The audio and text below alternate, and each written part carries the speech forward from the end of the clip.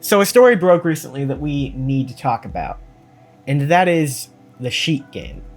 So Retro Studios is at it again. It's always retro with these rumors and leaks when it comes to canceled projects, and it's really a shame because Retro is a great developer. If you don't know them, they're the people that made the Donkey Kong Country games and Metroid Prime 1 through 3. Apparently over the years they've also had many canceled projects, and two of them have recently come to light in some news stories. And that is what we're talking about here today because they are extremely interesting. So apparently these images have been uploaded over the course of the past few years, but recently when a few were posted, it was picked up on the story from the website Shine Sparkers. And the thing is that this website here has an interesting history with this person in particular that leaked these. I guess you could say it's leaked. I'd say he was kind of in his right to do this, but Sammy Hall. Sammy Hall is the designer that basically put these up on ArtStation, and he's really good at his job, guys. Like he worked on Metroid Prime 3, as you can see with these awesome pieces of art here, and he is a great artist. So like, props to him for being amazing while he was at Retro, because he's no longer at Retro. And you know why? Because he was unsatisfied with the labor and work conditions of the industry, which is a very, very true thing. Yeah, like there is a lot of there's a bad side to the games industry, and a lot of that comes through with developers and how they're treated a lot of times. But anyway, back to the images. So as I said, Sammy has a history with this website, Shine Sparkers, who were the first ones to report on his portfolio on ArtStation. And the history is that he did a feature for them a while ago about how he came to develop Metroid and what it was like to work at Retro and all of that. And it's a pretty good read. He has a lot of his artwork from in the games here, and he is just amazing, as I said earlier, as an artist. And yeah, there's that connection there. So don't you find it a little weird that Shine Sparkers were the ones to report on this finding of all these images that Sammy had posted when they also had connections from him from this feature as well? So maybe Sammy wanted us to see these images, I don't know. And it goes back, like this was not the first time we heard about a Sheik Zelda game. As you can see here on NeoGAF in 2009, this person here said, my buddy in Austin told me something along these lines, Retro is working on a Sheik game. This was more than a year ago though. And it says here, from the rumors, the person above posted that it is no longer true, which lines up exactly with what we see here, that the Sheik game and the Boo game were at some point in development, but then something went wrong. And Sammy, as we get into these images here, talks a little bit more about what exactly went wrong. It's interesting also that Sammy's profile on ArtStation is no longer there. Like if you go to the links, you will no longer see these images that he posted there because they were either taken down by him or taken down by Nintendo. But the thing is that this is the internet. Once you put something on there, it is there forever. So we still have these images, and we still have a few of the captions that he also left with them, because he left captions for every single image, and they are very interesting. I read a few of them before they were gone, and then there were also some that were reported on here by Eurogamer. As you can see, one featured a petrified Deku tree, which is this one right here. It looks amazing. Like, seriously, Sammy, you are quite the artiste.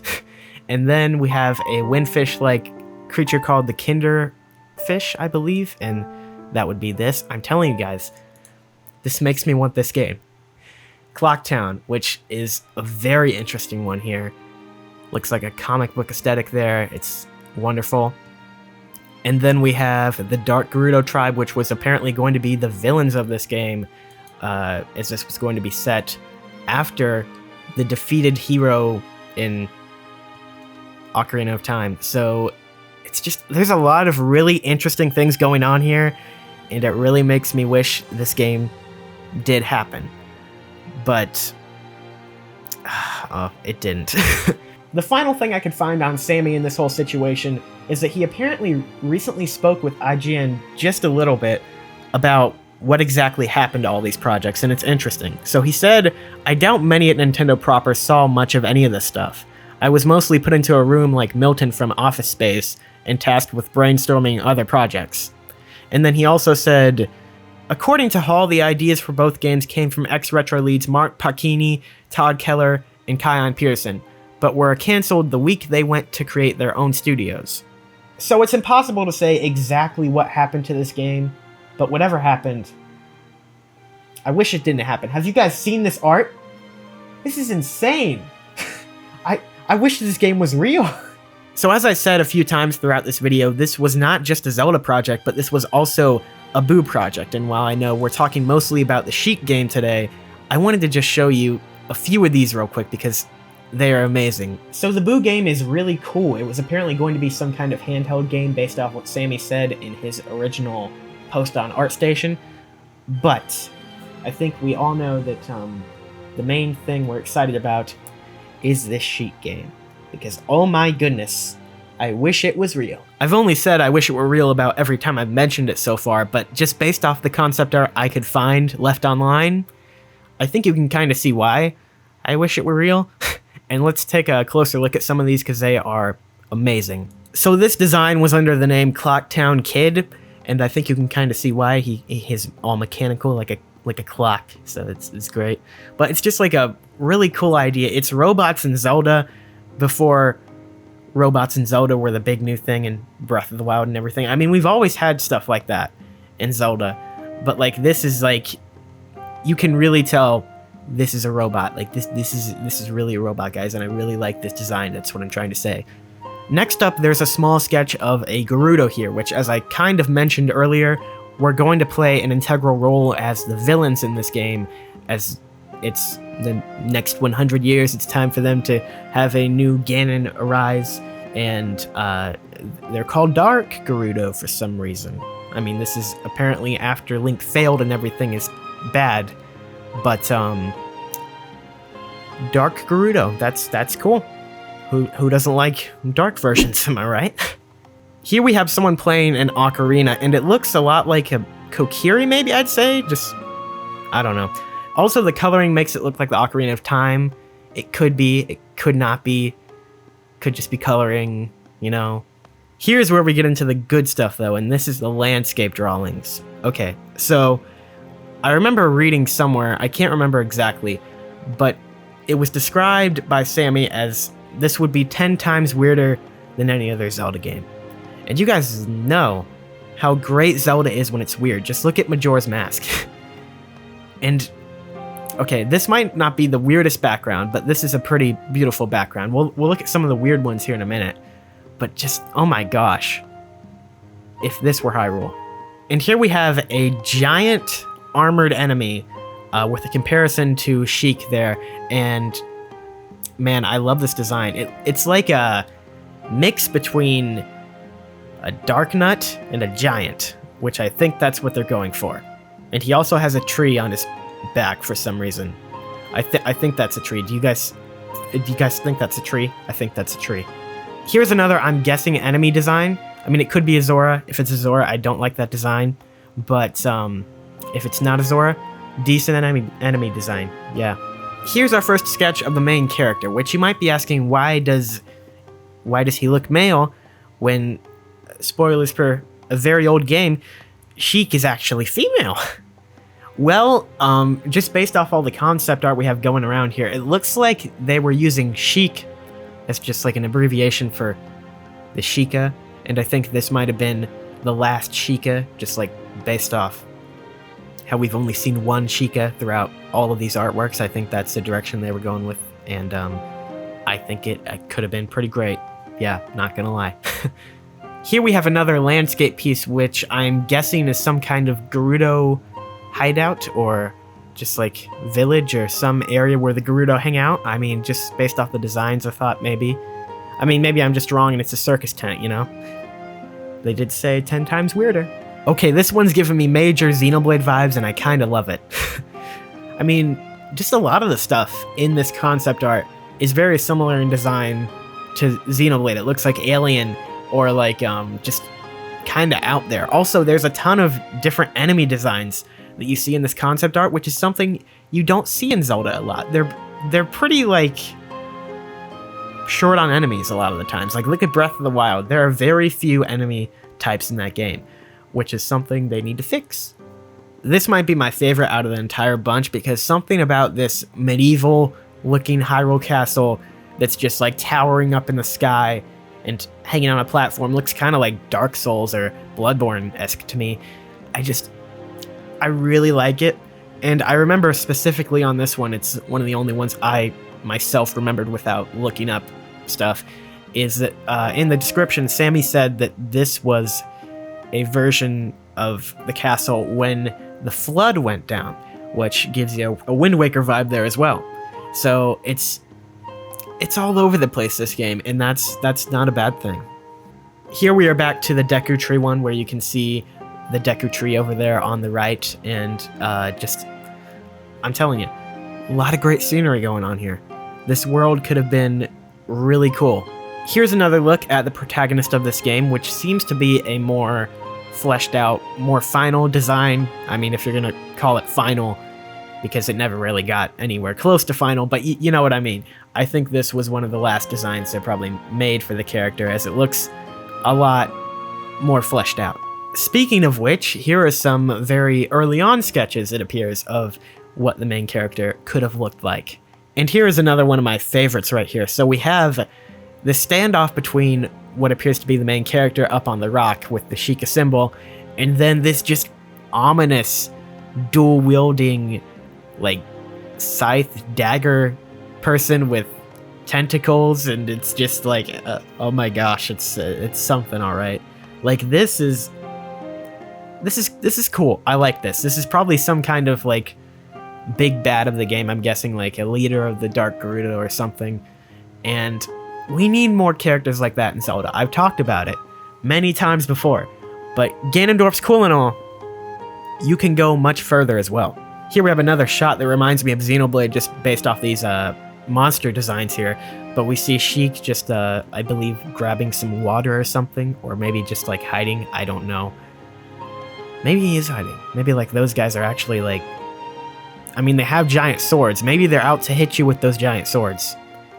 Maybe. Here's an abstract design here. We have a dragon mechanical thing going on over here, and then Sheik's just in the background with the spear. Here's another enemy design. It just totally screams Xenoblade to me. And yeah, it's just like a armored something or other.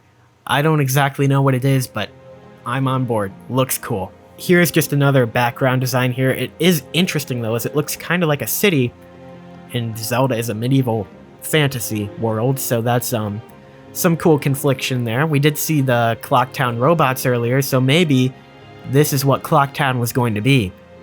A metropolis type city area. My gosh. So many cool ideas. Speaking of Clocktown, here it is again. Which, yeah, you can kind of see there might be a correlation between those two images. And just like, wow. What is this place? Whatever it is, I dig it. It's creepy and weird. And that face up in the left corner is kind of freaking me out. But hey, I mean, it goes with the face that was on the moon of Majora's Mask. Maybe that has something to do with it. I don't know. Here we go back to this evil whale-looking thing that apparently might have some correlation to the windfish. And just, man, another great design. Here's another variation on Sheik's design, and it's probably my favorite of the bunch.